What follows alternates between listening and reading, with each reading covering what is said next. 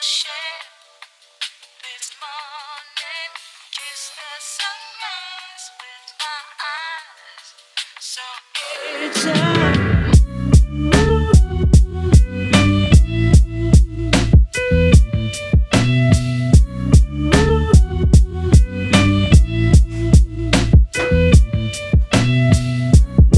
What up? This is Last Call. We'd like to give a shout out to Kiss My Souls. They're a clothing company out of Toronto, Canada. They have a wide variety of sweatpants and hoodies and t-shirts and shoes. A lot of different types of like Jordans and stuff like that. Check them out. Use discount code DJ.Grizz at checkout for 20% off all apparel. Only the clothing, not the shoes. And to Haiku, they are a local vegan edibles company. They make delicious treats, and it's all vegan friendly, and they get you quite toasted. My personal favorite, which they are now going to be releasing, is their chocolate milk. It's delicious, and I believe it's almond milk, but they make their own chocolate milk. And it's delicious, and it got me really stoned. So look out for that coming soon. Hit us up in our DMs, and we can give you links to these. We can give you the Instagram links for Kiss My Souls and for Haiku. But yeah, quick shout out to them. Those are our sponsors. So let's get into it. My name is DJ.Grizz alongside my co-host Dylan Roberts. All right, what do we got this week in weekly reviews? All right, a big congratulations to Lil Nas X. Old Town Road went diamond this week. Crazy. I can't believe that song's still going so strong. 10 million units. That's insane. Wow. Off one track. Yeah, like you're set now. You don't ever have to release another song. This guy.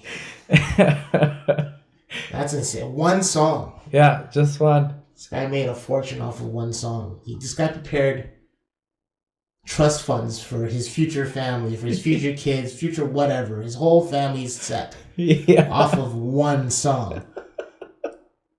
This guy set up his whole family off of a song that's like 3 minutes and 20 seconds. Yeah. He's set for life. Set. That's crazy. Good for you. Next up, Cardi B is making headlines again this week. She says she deserves credit for opening doors for female rappers. I was going to ask you what you think, but that says it right there.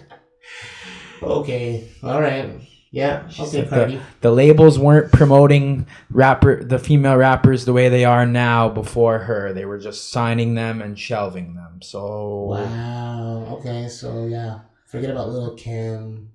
Forget about Nicki. Forget about MC Light. Lauryn Hill.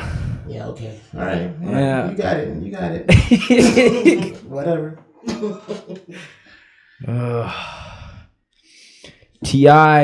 and Iggy Azalea, the beef is still going strong.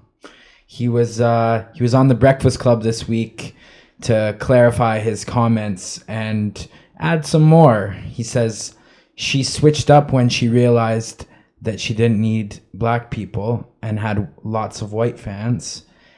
And he said that was bad for his reputation because she was very, very arrogant about it. And she didn't take too kindly to that.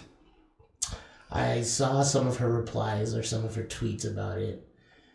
And I just think the whole situation is dumb and unnecessary. Yeah. I mean, he's going to feel the way he feels about it. She's going to feel how she feels about it. I honestly could care less. I think I like maybe like one or two of her songs out of her entire catalog. Aside being a white female with a fat ass, I don't know what else she's doing. I'm gonna stop. Yeah. Probably a good idea. What else is happening this week? Moving on. The tea on this one. The DJ at Drake's birthday party played a Pusha T song. Oh no.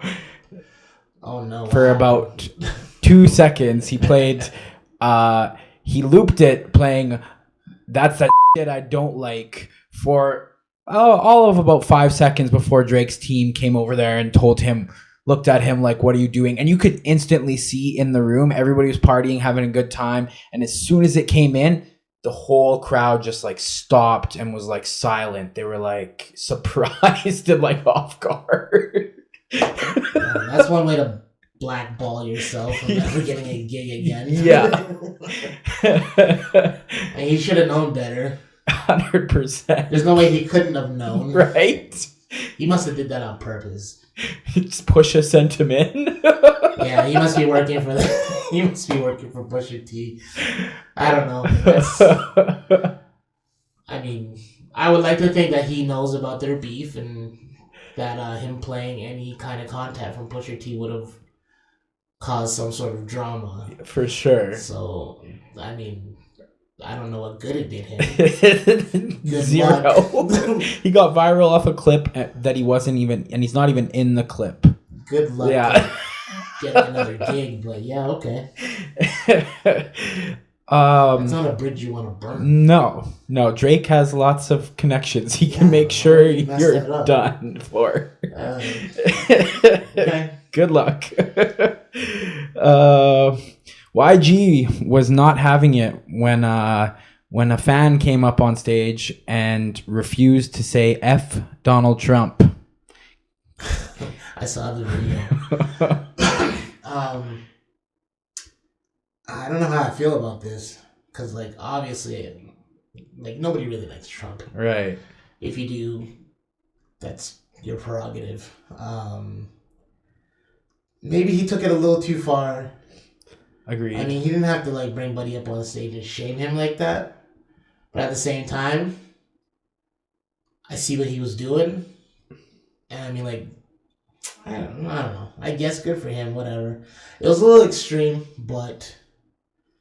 To be expected at a YG show, though. I suppose. But I mean, YG's so like I DJ'd that show here in Edmonton. Oh.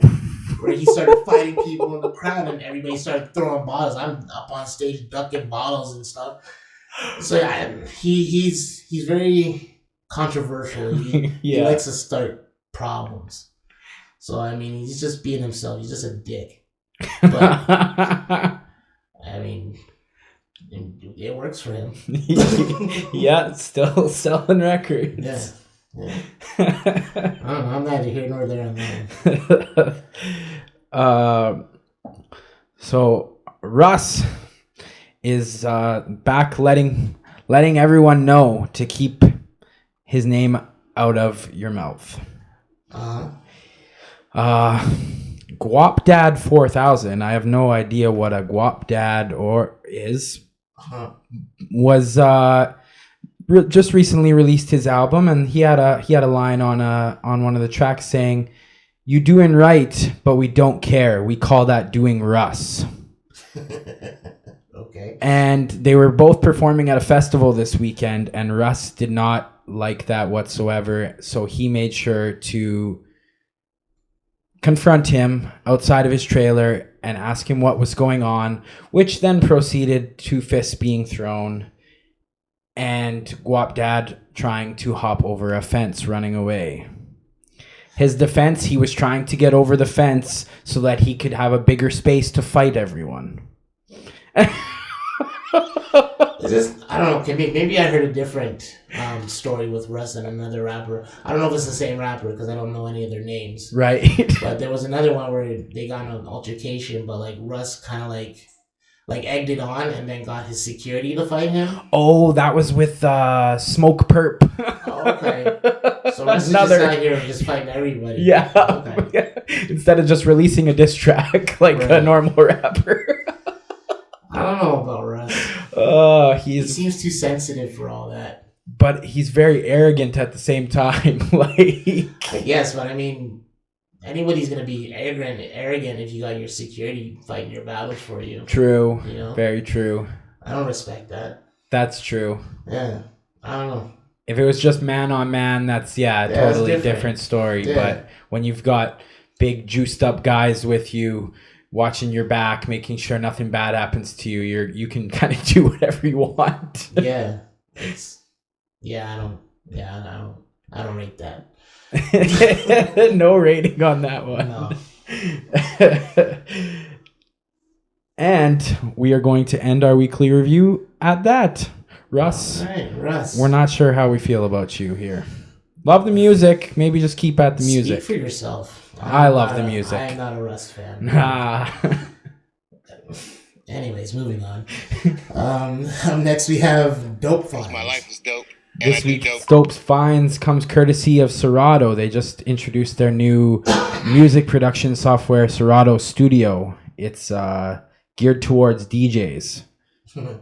Okay. So it's very much like Serato DJ. It's you load all your tracks into there. It comes with a bunch of presets, and you don't really have to have a whole lot of musical theory knowledge to figure it out. It's pretty plug and play. Oh, so Serato just made everybody DJs, and now they're gonna make everyone into producers. Yes. Okay. Exactly. That's great. Well, I mean, I'll still check it out. It sounds interesting. It is very. You know, you said you were playing around with it a bit. Yeah, they have a free trial up on their website right now. So you just go on Serato.com. They got a free trial up there. And then after that, it's like a streaming service option. So you just pay monthly for it. You can check them out on Instagram at Serato Studio. Okay, cool. Well, up next we have If You Don't Know, Now You Know.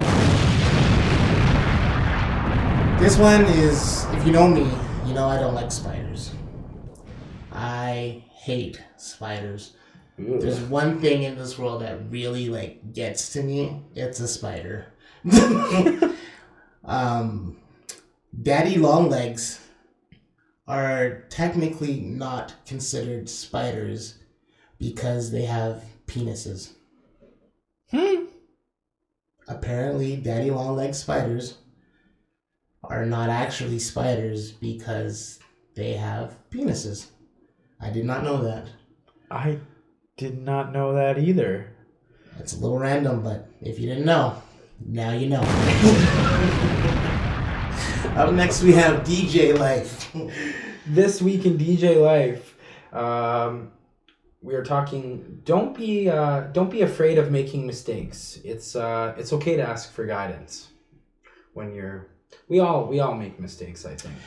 Everybody makes mistakes. It's human nature to make mistakes. It only becomes a problem when you keep making the same mistake and you do nothing. You make no effort to try and correct that behavior. That's when it becomes annoying for people. That's when it's unforgivable. If you're out here just doing the same thing and not changing your actions in order to do better, then you're just manipulating and using people at that point. So, I mean, go ahead, live your life, make your mistakes. Everybody, learn from them. And if you don't want to keep making those same mistakes, try and do everything within your power to correct that behavior. And if you're having a hard time doing that on your own, it is no shame in reaching out and asking for help. That's what a lot of people think that they have to do it on their own. A lot of people feel like, asking for help is weak. I don't think it's weakness. I think it shows strength and courage if you're able to be real with yourself and admit your faults and present them to somebody and ask for help in correcting those faults. That's just my opinion. Absolutely. Very, very well said. Well, that's your DJ Life this week. Don't be afraid to reach out and ask for help. It's okay to make mistakes, but you gotta learn from them. Up next, we have Ultimatums. This one, I enjoy pizza. I love pizza. Pizza is one of my top 5 favorite foods. And DJing here in Edmonton if you've ever been a DJ on White Ave, then I would like to think that you know about Chicago Deep Dish. Just off White there. Many times in the past, 2:30, 3 o'clock in the morning after my set, I'd be standing in line waiting to grab a slice. So this week's ultimatum is, would you rather only eat pizza for 1 year or have no pizza for 1 year?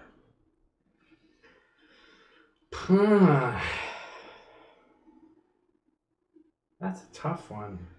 That's a tough one. Because after a year of not eating pizza, imagine how good pizza would be. Right. It would be like you were having it for the very first time again. Right, but I don't know if I can go an entire year without eating pizza. You know what I mean? But if I'm eating pizza and that's the only thing I'm allowed to eat for an entire year, I'm going to be pretty fed up with pizza by around month 2, 3. Yeah, I think I'm going to go with the latter, no pizza for a year. I think I'd have to go with the same. It might ruin it for you if you eat it every day. You might never want to eat pizza again. And that would suck. That would suck. Yeah, I'd have to deal without the pizza for a year. Yeah, agreed. Alright, that's your ultimatums. Up next, we got question of the week. This week's question of the week comes from my boy Ty. You can find him on Instagram at Ty Alexander without the E at the end. And just real quick, we just want to give a quick shout out to Ty. This week, because we picked your question, you just won yourself 3-course dinner for 2 at Haley's Club at West Edmonton Mall, right beside the Starlight Casino. Congratulations. Congrats, man. What is your favorite guilty pleasure song / artist?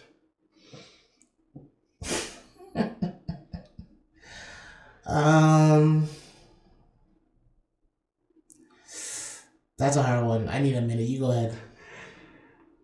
I don't know if I can nail it down to like one song or one artist, but I really enjoy those catchy little radio jingles like that Youngblood song by 5 Seconds of Summer or whatever. They're like a boy band. I really enjoy that song. It's got a catchy tune to it. I find myself singing it. I can't say I know what you're talking about. I really have no idea. Guilty pleasure song. Oh man, the only thing that comes to my head when I think about that, when I'm asked that specific question, would be "Oops, I Did It Again" by Britney Spears. Okay. I know all the words. Maybe even some of the choreography. Oh. Damn. That would probably be my guilty pleasure song. Okay, that's a good one. Don't think less of me. I'll kill you. No. Toxic by Britney Spears was in my honorable mentions. I love that one. It gets me fired up. That's a good one too. That's a good one. We love you, Britney. Oh man. Alright, up next we got Dope DJ of the Week. This week's Dope DJ of the Week comes out of Chicago. She goes by The Franchise. You can find her on Instagram at The Franchise with 2 eyes. She works in Chicago with a program called #Lunchbox. They help feed the homeless, just like host different events in the city, just like spreading the awareness and stuff. And she also puts on events for art and education with the youth of Chicago. So super dope. That's awesome. Good for her. That's amazing. I mean, there's another example of another DJ using their platform to do more. Absolutely. And again, if you guys know any DJs out there who are doing things like this, please send them our way. We'd love to feature them on an episode of Last Call. Up next, we have Diary of a Mad DJ. Diary of a Mad DJ. This week we're going to be discussing dirty DJ booths. Ew. Nothing irritates me more than a dirty, filthy, sticky, glasses everywhere, spilt drinks everywhere. wires, cables, just out of place. You're like standing on them while you're trying to DJ. Like it's so annoying. Yeah, it messes up the vibe for sure. And it just takes one DJ who DJ'd in that booth to start the trend of messiness in that booth. Right. If we could all just clean up after each other, it'd be greatly appreciated. Yeah, just take your glasses at the end of the night. If you spilt a drink, grab a rag, clean it up. I gotta say, I just a couple weeks ago I DJ'd at a thrift shop. And they got one of the nicest, cleanest DJ booths I've ever come across in my entire career. Shout out to Thrift Shop. So, thank you, Thrift Shop, for keeping the DJ booth popping. All right, up next we have Make DJing Fun Again. This week, we're talking volunteering your time for a good cause. All right. I think it's always fun to do like charity events and stuff where you just know that your time is you're not there to collect a paycheck. You're there to help support something that's gonna do some good. Right. I think it's awesome when certain charities or whatever people reach out and they're putting on a fundraiser or something, and they ask how much you charge for an event, and sometimes it's just really nice to just do it out of the goodness of your heart and just donate your time or your pay to that event. Right. Just do it for the charity. Do it for whatever it is. Just do something nice. For sure. I think if more DJs were willing to do that, it'd be awesome.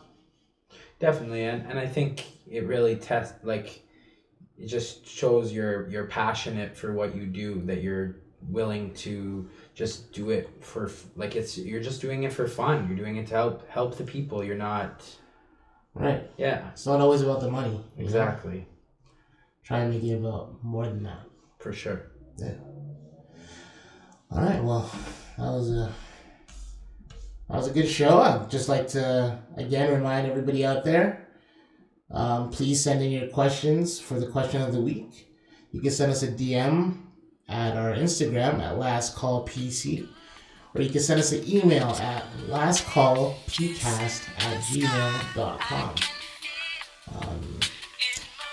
Yeah, that's it. That's all she wrote. We hope you guys have a good night and have a good rest of your week. And we'll talk to you next time. God bless. Peace. So